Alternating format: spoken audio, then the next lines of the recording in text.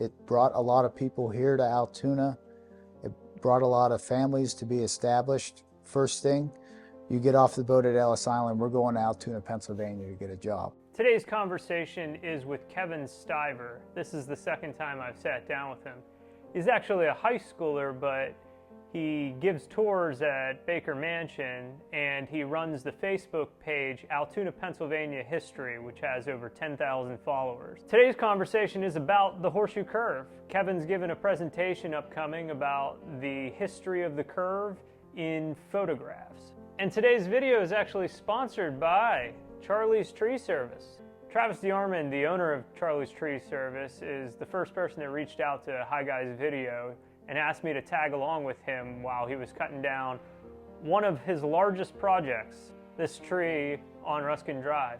The Altoona Mirror is actually doing a feature news story on this, look for that. And Travis's crew is capable of handling any size job. If they have to bring in cranes like this, they'll do it.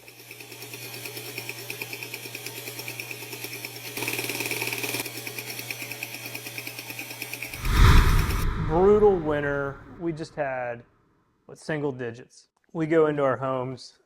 We have heating, fireplaces. What are the people living like in those years that the Horseshoe Curve is under construction? They are living in shacks, basically. No electricity, of course, no running water, no heat. We talk about single digits here now. It was negative double digits on an average day in the winters of the 1850s. Food was scarce. There was mountain lions and black bears and, of course, deer and everything else. Living in the center of that, food was tough to get. I'm sure that they would come down to Little Altoona at the time to maybe find something. A majority of the laborers constructing the Horseshoe Curve were of Irish descent. A lot of Irish immigrants came to this area as a result of the Great Potato Famine of 1850. They came here to better establish themselves. In the Horseshoe Curve, it was labor, and they were getting paid not very much for it, just a few cents for each day's of work. So it was enough to get them started, and that would amount to something after 3 years of doing work on the Horseshoe Curve. And these construction crews, it's almost like how a roofing or contracting business works. There's a guy's name attached to the service, and then he has his crew to work for. So the laborers on the Horseshoe Curve were under the Clark McAvoy firm. I think I remember on the mule shoe, which we're talking around the same time period, there's like a placard that talks about like if somebody died, it was their fault. Yeah. Newspaper archives, if you refer to the Clark McAvoy section, there are several accidents that take place there. Cutting away those mountains, it was all man labor with shovels, axe, picks, and dynamite. Somebody fell down off the side of the mountain and they were killed after it. It was like a little Wild West in the middle of the Allegheny Mountains.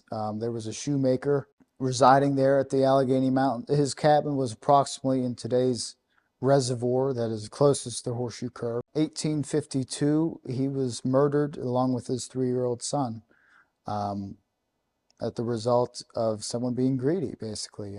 The shoemaker's wife had just passed away, and he was going back to New York to, I assume, get a ship back home.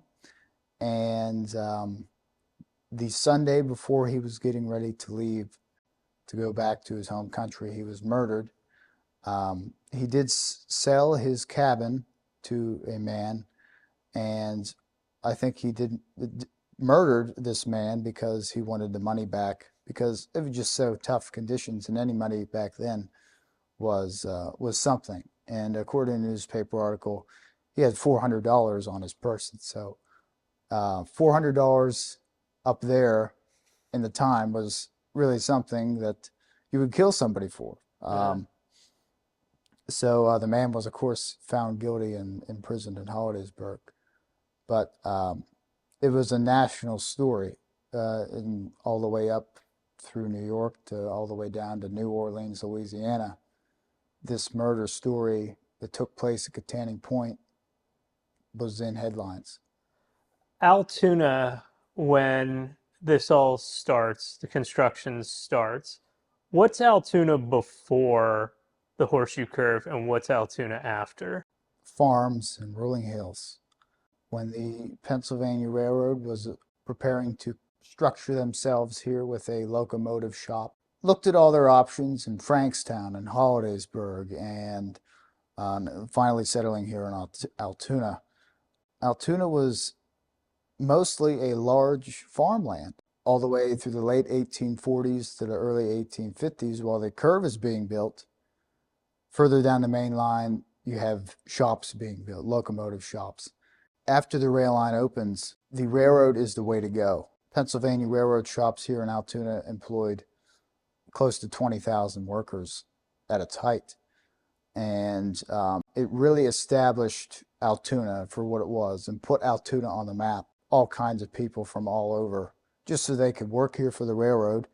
And if you could ask anybody who lived here in their past generations of family who lived here, they could say their grandfather or their great-grandfather worked for the Pennsylvania Railroad shop because that was the job to have.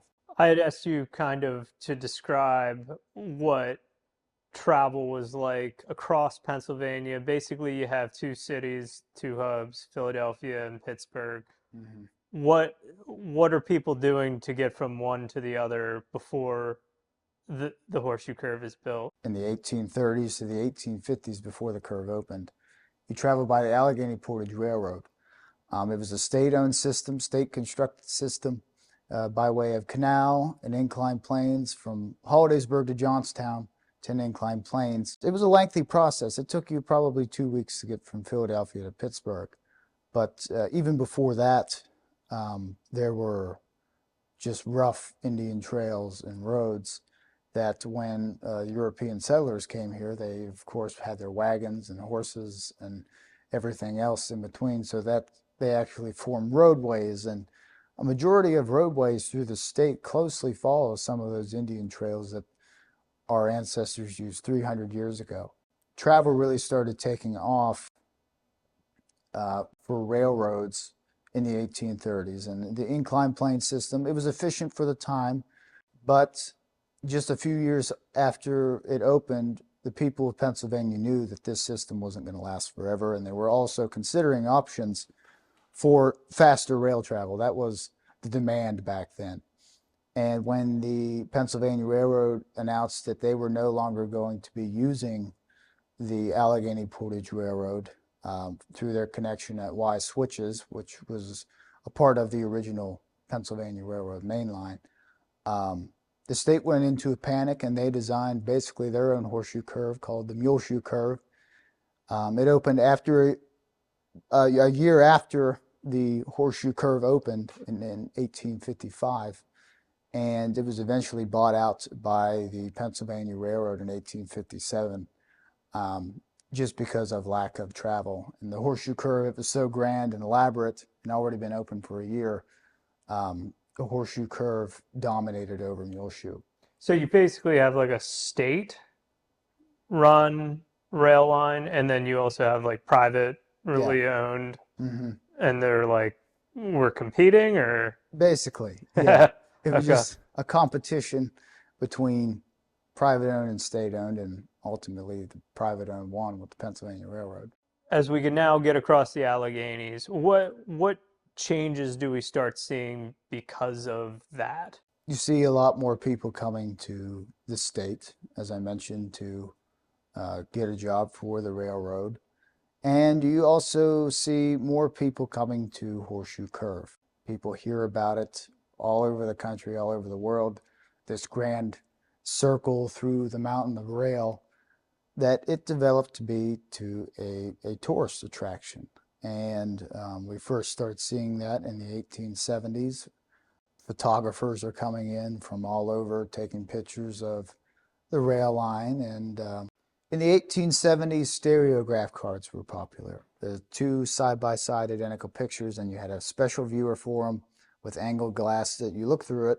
It looked like you're looking at one picture that gives a 3D illusion. They were really popular. So of course, they were made of horseshoe curves, several of them. And those are my favorite pictures of horseshoe curve. One of my favorites is three men standing on the branch line that goes back through Baker's Hollow. It's in the snow. They're among the pine and hemlock trees. All the trees are snow covered, and you see the horseshoe curve faintly in front of them. And they all kind of standing in like a war uniform. Almost reminds me of like a Civil War type uniform that they are wearing. And you can faintly see the road and stream tunnel in the distance, and also just the whole aspect of the curve, how it stands out from everything else. From around the same time period, there is a man sitting on a rock or a stump. His silhouette is just there. And it's looking towards Altoona from the road tunnel that's there at the curve. And the unique thing about that is when the horseshoe curve opened, the stream is on the side the road is in now, and the road was on the opposite side. Mm-hmm. He's sitting on where the road is now, but in the picture it's a stream. And the area is still snow covered, and you can see a cabin where the third reservoir sits, and you can faintly just see the top of where the rail line would be above him on the horseshoe curve. And I have maps from 1859 that back up that picture to pinpoint exactly where that was. So just going there now and seeing how much that's changed, that's a really good picture to me. By the 1890s, the visiting aspect of it was really ramped up. There was the observation area put in up top, buildings popping up all over the mountainside. The horseshoe curve transformed in that area alone. It brought industry more than railroading. You had lumber yards opening, cutting and timbering of land, coal mining, and it just really made a difference just with the opening of that line. You're putting together a presentation that is basically photographs. Yeah. What sort of interesting things have you unearthed that maybe you didn't know or hadn't seen before with regards to the horseshoe curve photographically? Yeah. So the horseshoe curve has been open for 171 years, and there's been millions of pictures taken over time, and the earlier pictures are astonishing because there are buildings there that aren't there today. In all three reservoirs on the way to Horseshoe Curve, there were houses there at one point, and little farms, and in between the road and the railroad near the second and third reservoir, there were plenty of houses. Now there's not any buildings besides the visitor center and the watchman's shanty up top. Mm-hmm. So just seeing all that and looking at it now is really amazing to me. Back then, you have pictures. There's somebody always walking along the railroad carrying a bucket or a shovel, and you go up today and the railroad's not too lenient with people being that close to the railroad. So we've come a long way from both how the horseshoe curve looks and how we act around the railroad itself. What role is Altoona playing during World War II? Well, Altoona was the big transportation hub. It was where all the locomotives were prepared and fixed and even made leading up to World War II. All of military goods were mostly exported by rail. So you had the workforce was really important in the times of the war, even so much so that the women went to work in the railroad shops back then while their husbands were drafted. And Altoona played a big part, and they knew if the railroad shops closed that it would definitely take a huge toll on the U.S.'s war effort. And that is why the Horseshoe Curve made the list as a part of Operation Pastorius. It was a German-led Nazi sabotage on the United States in June of 1942 that was unsuccessful. They wanted to destroy the transportation efforts of the United States. So they had ports in Philadelphia and Baltimore, the Brooklyn Bridge, and then, of course, here, the world famous Horseshoe Curve. It would destroy travel east and west, and they knew if they destroyed that, it would be a difficult task to shape those mountains again, to put a rail line back through it, because it took 3 years, just 100 years before this operation was planned.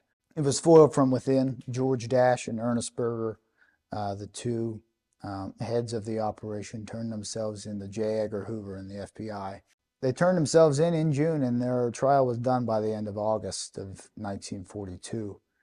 And Dash and Berger were given prison sentences and sent back to Germany under the Truman administration. But for the remaining 6 spies, they were all executed by electric chair in Washington, D.C. That really brought the attention to Altoona to be on a list of sabotage for the Horseshoe Curves case. The Horseshoe Curve was then heavily guarded 24/7 with someone always there watching just in case. They call off the operation, but that doesn't mean that somebody else is going to try it too. So that's why somebody was always on guard there, and the FBI raided several Italian and German houses here in Altoona. What happens after World War II with regards to trains around here?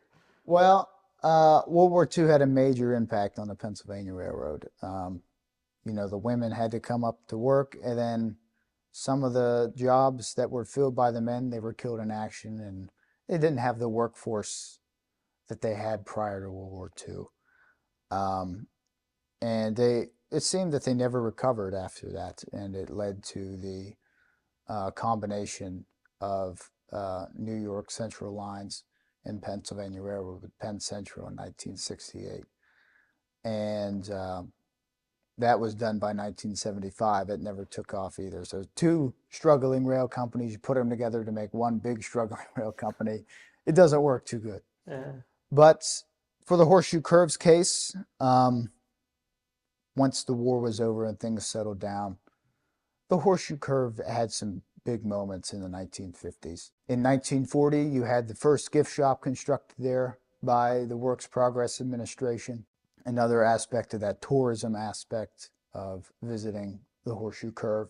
In 1954, it celebrated its 100th anniversary, so there was a grand picture taken by the Sylvania Company of, it was a big flash photo with flash pans surrounding the whole curve up and down the banks with all the lights on in the rail car. It was a once-in-a-lifetime experience, and a once-in-a-lifetime picture, because the photographer only had a few seconds to take the picture as all the bulbs went flash. Fireworks went off over the reservoir.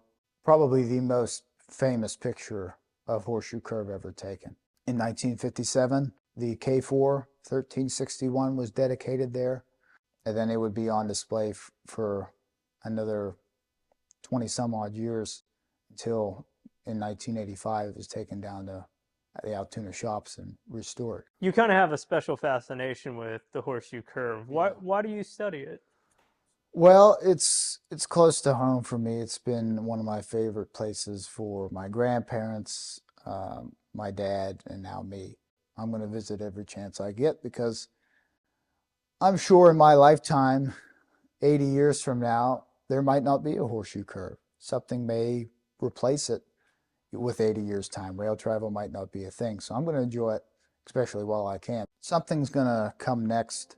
The Horseshoe Curve is definitely not as important as means of travel as it was back then when it first opened. We have interstate highway systems, airplanes, and everything in between now. In 1939, 52 passenger trains rounded the curve every day, and now we only have one. That it's the Pennsylvanian going to Pittsburgh and coming back from Pittsburgh every day. So the Horseshoe Curve is definitely different from how it was to how it is now. So I'm going to enjoy it while I can now before it's a thing of the past. I'm sure I'll probably see the day the last train goes around Horseshoe Curve.